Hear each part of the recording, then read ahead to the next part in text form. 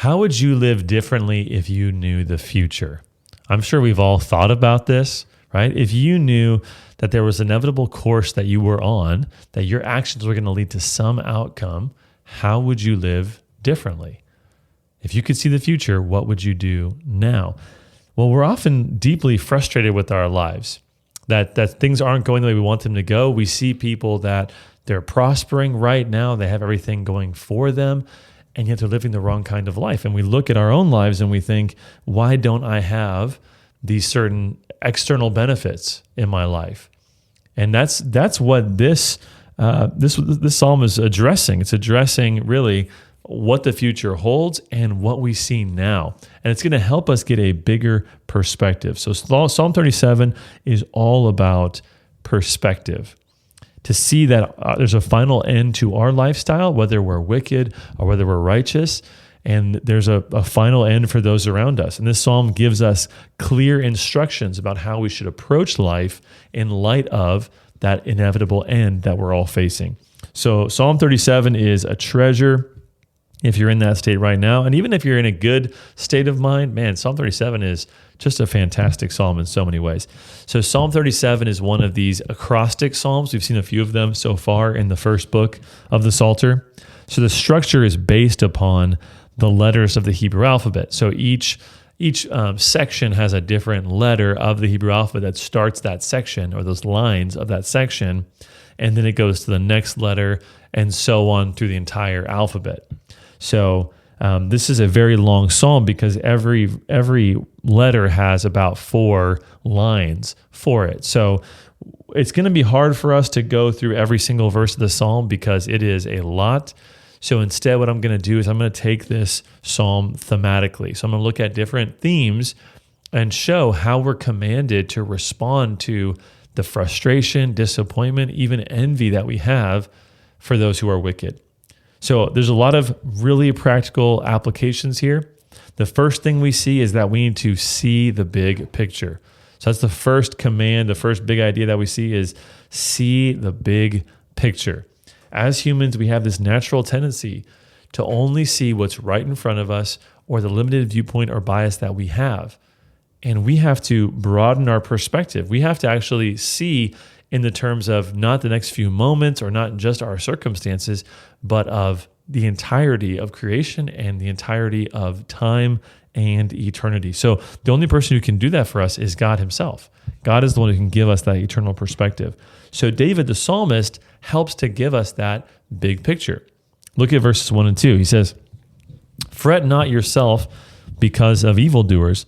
Be not envious of wrongdoers, for they will soon fade like the grass and wither like the green herb."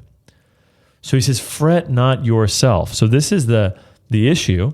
This is someone who's upset because of life's circumstances. They're frustrated, they're disappointed. And when he says, fret not yourself, it's literally in Hebrew, it's saying, don't get heated.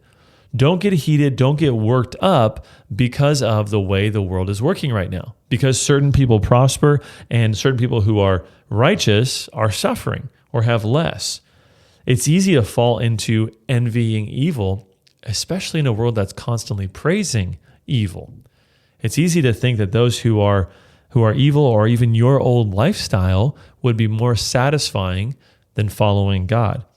Or if you've never had that kind of sinful lifestyle, it's easy to believe that you would have been happier if you had engaged in all of these sins. And so we can find ourselves in our dark moments, right, fantasizing or thinking about what life would be like if we were living in sin. And so this is helpful for us. So he says, fret not yourself. Don't get heated. Don't get worked up. This phrase, fret not yourself, is repeated again and again in this psalm. So I see it in verse 7, verse 8. It's other places as well, but that's a theme here. Don't get worked up. Don't get heated over the prosperity of the wicked. So the answer is in verse 2. He says, see the big picture. For they will soon fade like the grass and wither like the green herb. So this picture is used a few times in this psalm.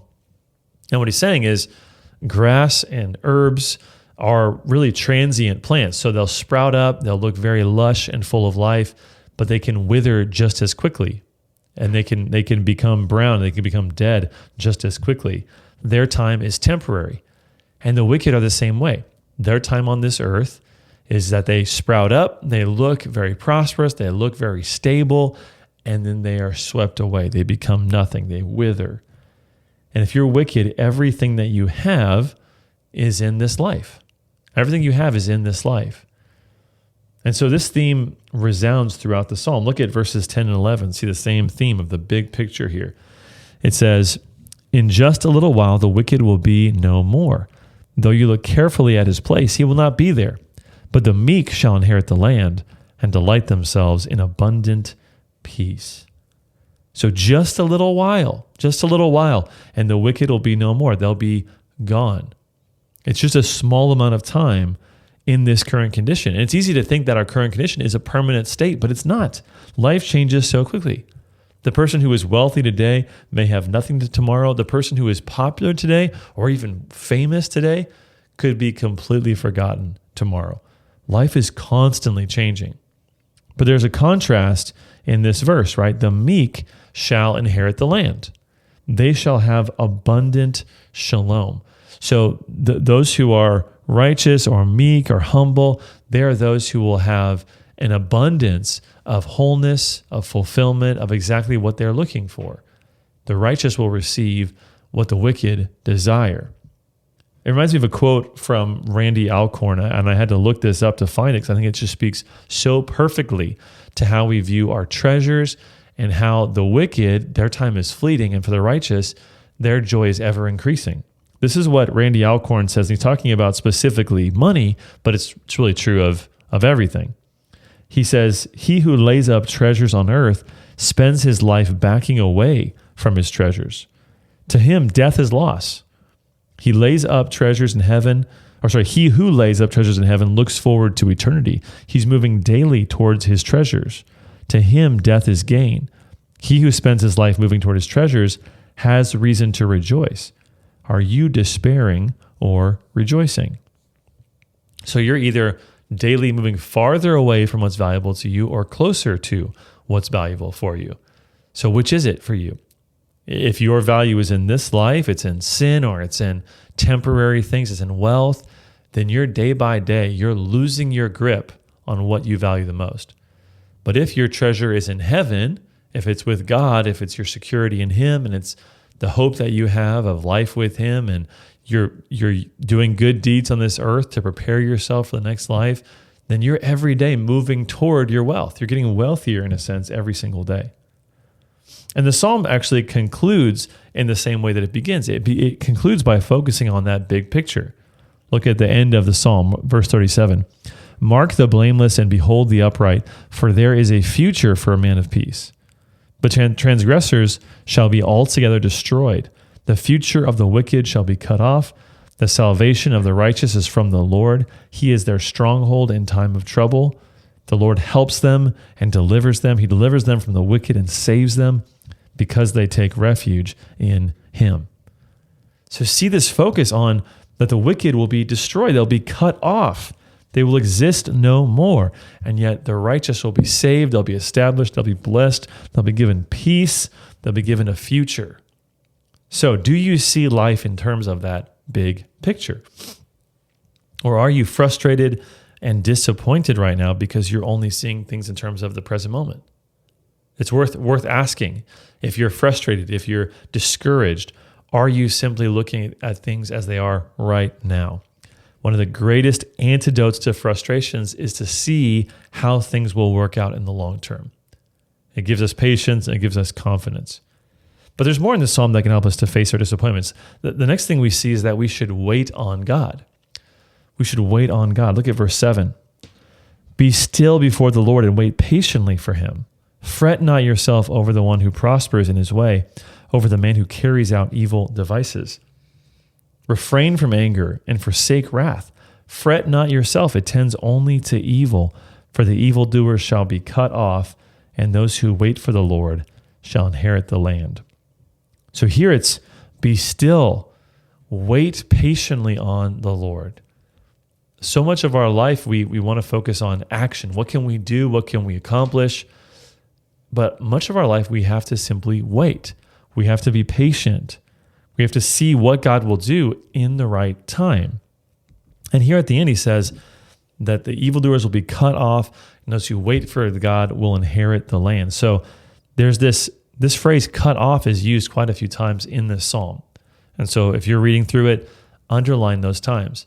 Cut off. That's the end of the wicked, is that they will be cut off with no future, no hope.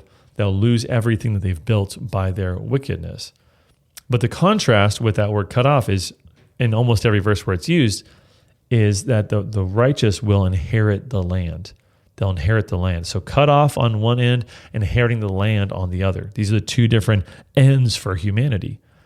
And so the future, if you believe in Jesus, if you're a righteous person who's seeking to live for God, is that you will inherit the land.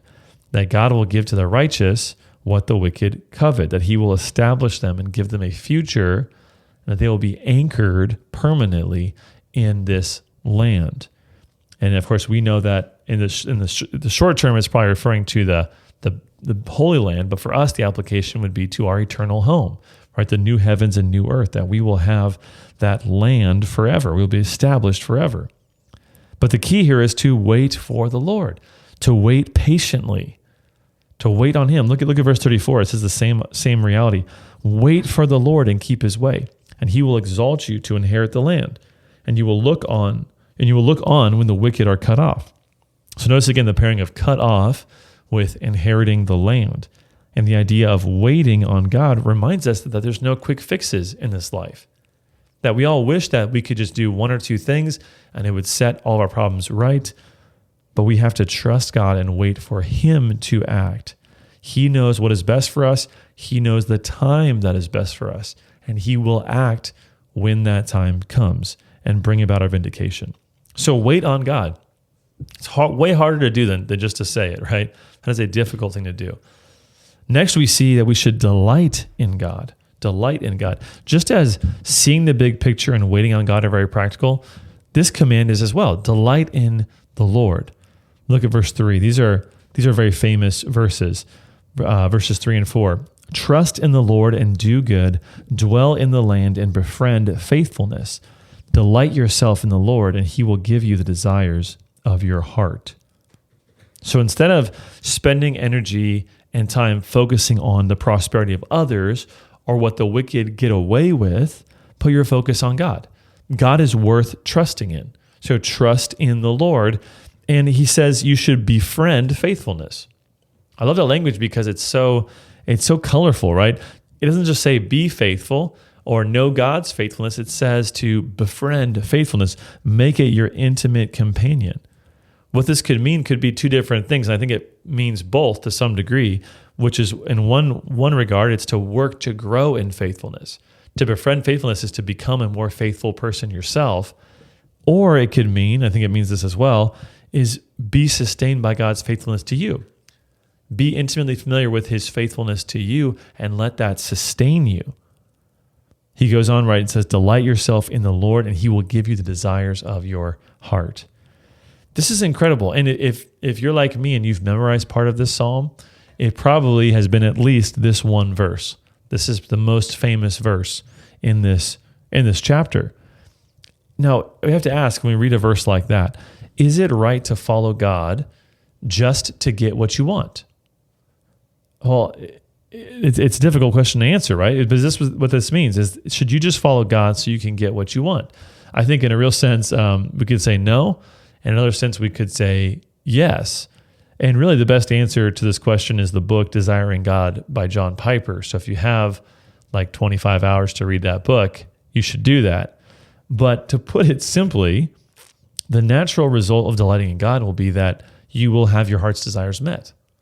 So there's a sense in which, because God is the creator, he's the source of everything good, you can't come to him expecting anything less than to have your heart's desires met. Because if you know him and have a relationship with him, then he brings with him all of the blessings that he's in charge of, which is every blessing. So of course he's going to be able to give you what you want. But do you come simply for those secondary things?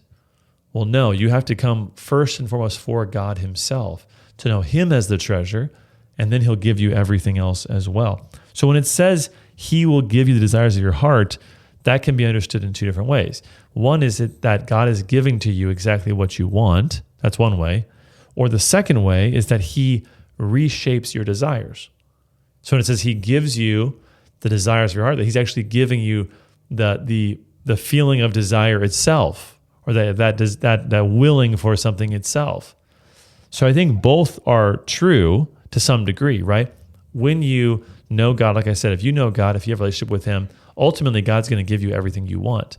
But what you want when you first come to God is probably in many ways the wrong thing. You're probably selfish.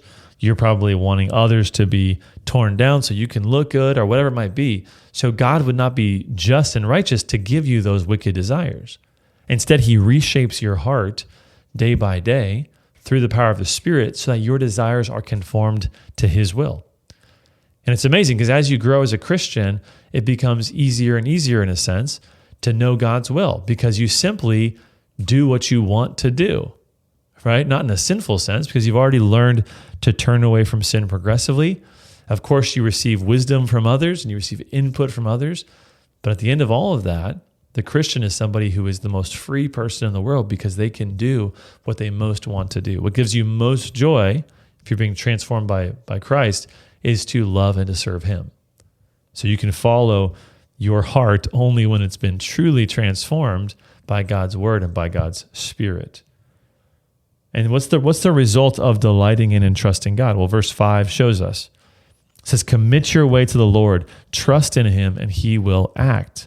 He will bring forth your righteousness as the light and your justice as the noonday. So don't waver in your trust in God.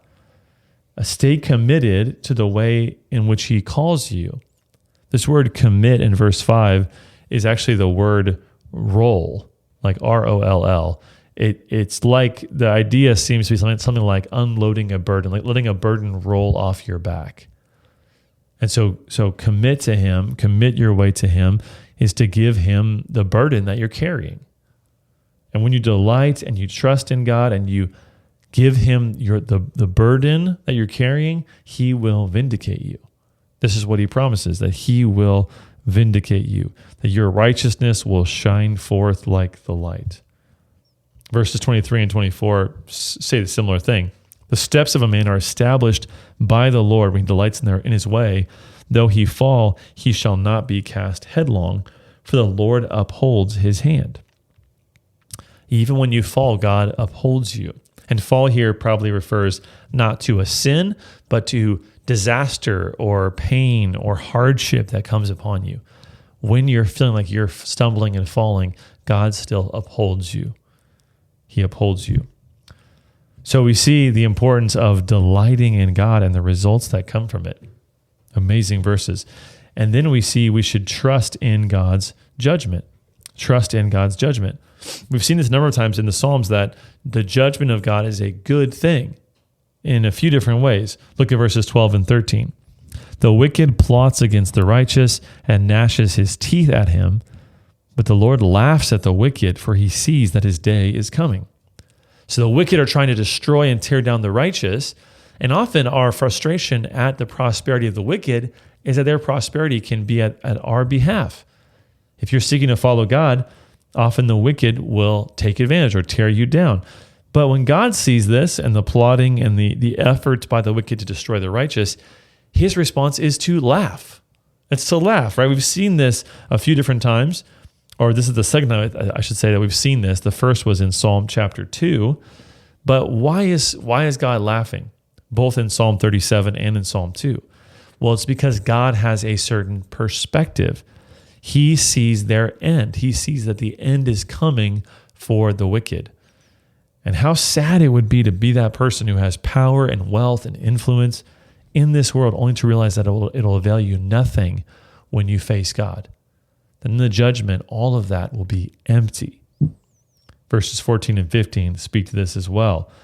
The wicked draw the sword and bend their bows to bring down the poor and needy, to slay those whose way is upright. Their sword shall enter their own heart, and their bows shall be broken. So the plans of the wicked will just come back upon them. What they intended to do to you will only happen to them.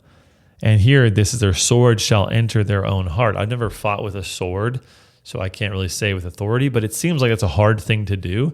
It could be easy to chop off a finger with a sword probably, but piercing your own heart, it shows just how crazy their efforts were. They end up killing themselves and piercing themselves through when they were trying to hurt other people. So judgment often comes simply as someone getting what they deserve. The natural effects of their sin. It's kind of a picture of the ultimate judgment that will come on the last day, where we'll receive God's wrath because of our actions. And by contrast, the righteous are delivered. Verse 32 says, the wicked watches for the righteous and seeks to put him to death. The Lord will not abandon him to his power or let him be condemned when he is brought to trial. So God's judgment comforts us because it condemns the wicked, it undoes the evil deeds that they've been planning, and it also vindicates the righteous. It works on our behalf to vindicate and show who we truly are. And the last response we should have to all of this, that I think is so practical, so helpful, is to pursue contentment. So if we see the big picture, if we see judgment is coming, if we understand and we're waiting on God, how should that affect our lives right now? Well, we should be pursuing contentment. Verse 16 says, better is the little that the righteous has than the abundance of many wicked. For the arms of the wicked shall be broken, but the Lord upholds the righteous. Better is the little that you have if you're righteous than the abundance of the wicked. You know, one of the most overlooked sins in the Bible is coveting. It's coveting. And we think, I think deep down inside that to want what someone else has, to desire to be in their place or to have their status is not sinful. But the answer to this temptation to covet is to be content, to be thrilled with what God has given to you, to see it as enough.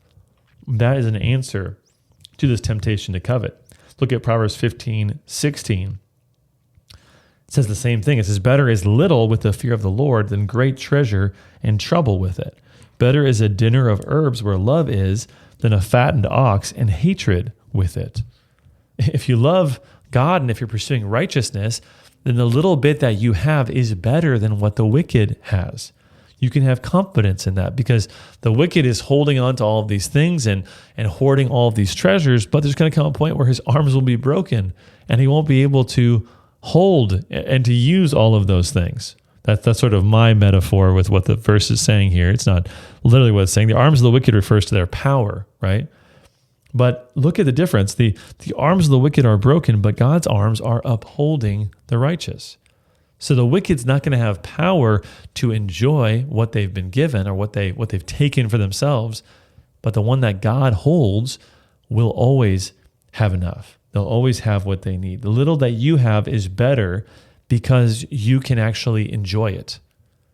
As we've seen already, you know your security won't fade, your wealth won't diminish, it'll just increase when you approach death. And then he appeals to his own experience. I love this. This is probably my favorite verse. Verse 4 is the most memorable verse or the most famous verse. I love verses 25 and 26 so much. I quote this all the time to people who are worried about their finances. Verse 25 says, I've been young and now I'm old. Yet I have not seen the righteous forsaken or his children begging for bread. He is ever lending generously and his children become a blessing. I love this. He was young and now he's old. So he's run the gamut of human experiences. He's been every age there is to be. He's seen a lot of things, right? Been around the block. And he says, one thing I've never seen is a righteous man forsaken by God. I've never seen a righteous person not have what they need when the moment comes. He's never seen a righteous person destitute. He's never seen their children as beggars on the street. It doesn't happen. It does not happen. God always gives his people enough. So if we have the right mindset, if we can trust God, if we're working hard, God will always give to us what we need. Yes, in the age to come, we'll have everything we could possibly want.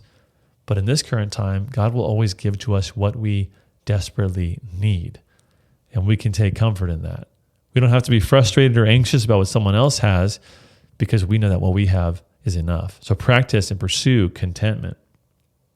You know, all this passage, it may have, as you read through it, or even just heard me quote some of these verses, it may have reminded you of something. It may have just rung some bells in your head. And really, I think what this passage reminds me of so much, and I think Jesus had to have based his teaching off of this, is it reminds me of the Sermon on the Mount. It reminds me of the Beatitudes that Jesus lays out. I mean, obviously, just the phrase inherit the land probably reminds you, if you know the Bible well, it probably reminds you of how the meek, according to Jesus in Matthew chapter 5, the meek will inherit the earth, right? That's the obvious connection there. So there's a connection there. There's also a lot of talk in the Sermon on the Mount about how if you're persecuted and you're attacked, that God will vindicate you. He will make your light shine, and how we shouldn't hide our light because of that. This is obviously a theme in Psalm 37 as well. There's even the, Matthew 5:6, right? Blessed are those who hunger and thirst for righteousness, for they shall be satisfied. Similar language to Psalm 37 about how we will be satisfied by God. And so Jesus teaches the same message that David was teaching here. He teaches it to its fullness. But Psalm 37, what a great passage to meditate on and to be encouraged by when you are frustrated or discouraged by the state of this world. So I hope you'll run to this passage, you'll receive encouragement, you'll put some of this to memory, and you'll trust in the God and delight in the God who is spoken of here. Thanks so much for watching this video. We're uploading great biblical content every single week, so make sure you subscribe, like this video, and leave a comment down below. We'd love to discuss with you. If you want to support us financially, there's a link in the description of this video. Thanks so much.